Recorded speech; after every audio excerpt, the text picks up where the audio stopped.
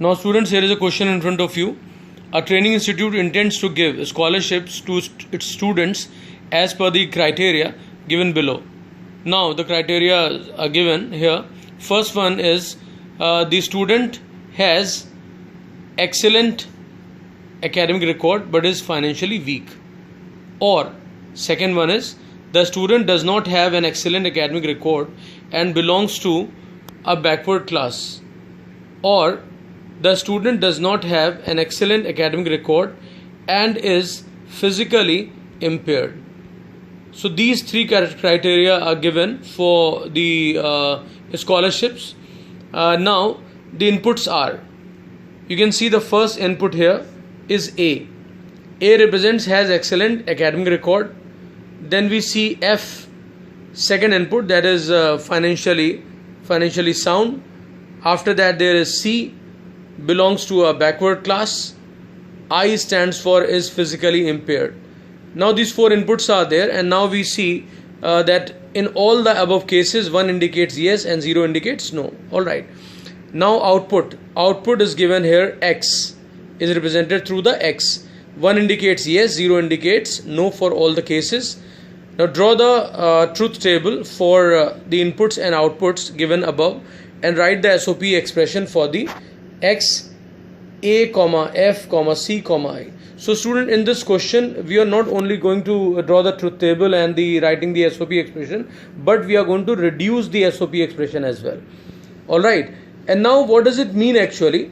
There are certain criteria, you have seen first, second, third criteria is given above. Now on the basis of these criteria we will generate the output X. Here what is the meaning of this output? That means whether the scholarship is given or not. That is the sense of having this X over there. Is that clear? Now we move to the solution of this question. Okay students, now you see the criteria for the scholarship over here. Now we have to write the input variable combinations for which the output column will be having the value true. Now first criteria I read, the student has excellent academic record. So A is there for that. So we write A for that. Right, A is there. After that we check the second part. It says is financially weak. So actually there is no variable available for financially weak. It is only financially sound. That means wherever the F is 0, we have to take it as financially weak. So I will write for that F dash. Alright, if means F is 1, that means financially sound. If F is 0, that means financially weak. So F dash has been taken over there. The students, after that the second criteria says the student does not have an excellent academic record. Does not have an excellent. That means ki jahan par wherever the A will be 0, that will be taken as the does not have an excellent academic record. So here we write A complement.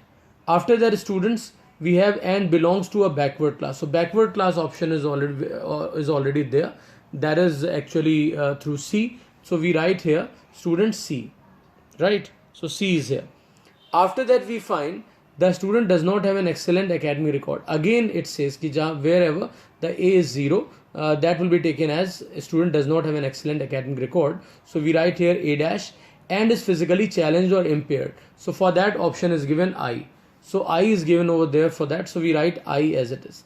So now these are the combination for the truth table where the output column will be having the value true. Alright.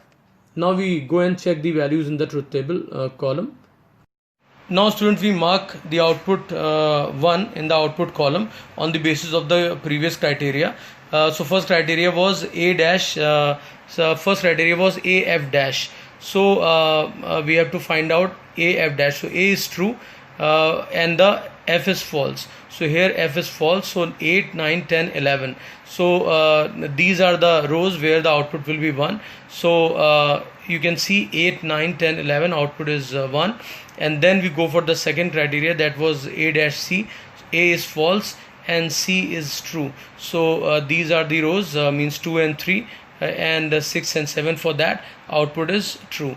After that we go for the third criteria, that was A dash I. So A is off and I is 1. So these are the rows for the A0 and I we go for I here. So row number 1 output is going to be 1, and then row number 3 output is going to be 1, and then 5 is going to be 1, and then 7 is going to be 1 for this third criteria. So we find that these are the min terms I've written for the rows where the output is true. Now we write the SOP expression. How to go about it? Now the cardinal form we write here. So X is the output. In the parentheses we write input variable, that is AFCI, and then equal to sigma. These are the row numbers where the output is 1. So that is 1, 2, 3, 5, 6, 7, 8, 9, 10, 11.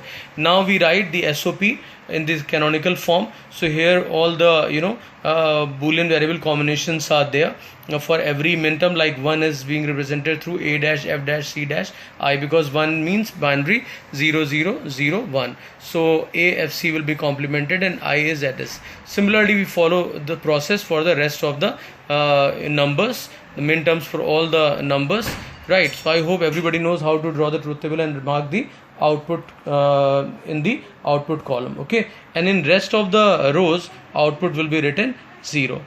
Okay, I hope it's clear to you. Now we go to the next one. Next one is here the K-map is there. K-map, you can see I have marked for all those numbers where the output was 1. I have written 1 in those boxes or in the squares. So here it is 1 3 2, then 5 7 6, they are 1, and then 8 9 11 10, they are 1. So now we go for the process of grouping. We go for the biggest group first, that is the octet. So octet is not possible because there are no adjacent no adjacent ones available. So we go for the second largest group, that is the quad. So quad, 4 adjacent ones. So here we find the first quad here. So it is 1 3 5 and 7. So here it is a quad. Second quad we go for, that is 3 2 7 6. So second quad is there. Now the last quad, that is 8 9 11 10. So 4 adjacent ones. So that is the third quad. Now we go for the reduction of the quad. So remember, reduction of the group, when we talk about, we always remove the variable which changes its state, and we maintain the variable which does not change its state or which maintains state. Okay, so let's go for the first one, this quad. Now here we find that A dash is not changing, means A is not changing, but F dash here, so F is changing, we will remove that. So what is left? A dash. So here in the first quad, F dash will be removed. Okay, now we check it out for the this combination here. So C dash C, that means C is changing, so we'll remove that. I is maintaining, so I will be there. So first quad reduction will be A dash I. So A dash I is here, you can see here. Now students, we go for this one. Here we find that another quad, and we find this A dash maintaining, so A dash will be there. And when we look at this, we find that Ci is here and Ci dash is here. So that means C will be maintained and I will be removed. So it will finally be A dash C. So here you see the second quad, reduced quad, is going to be A dash C.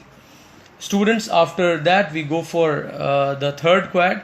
It's very easy. Straight away we find that AF dash is common to all the squares. So AF dash will be there, and here at the top all the variables are changing their state at one or the other point of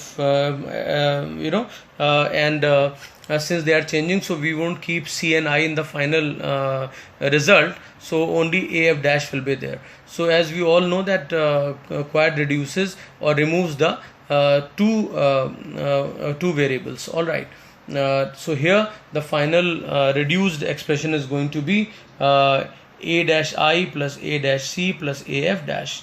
Okay, so that will be the reduced SOP expression. Now we talk about this reduced expression and then its logic circuit.